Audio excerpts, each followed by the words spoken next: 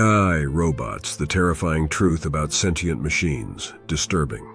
Hey guys, did you know that there are currently over 300,000 robots being developed worldwide? That's right, the rise of AI technology is rapidly changing the world as we know it. Today we're diving deep into the world of AI robots and exploring the potential impact they have on society. From self-driving cars to virtual assistants, robots are becoming an increasingly common presence in our daily lives. But with great power comes great responsibility. The idea of creating sentient AI robots raises serious concerns about the loss of control and ethical dilemmas that could arise. Imagine machines making decisions on their own, independent of human intervention.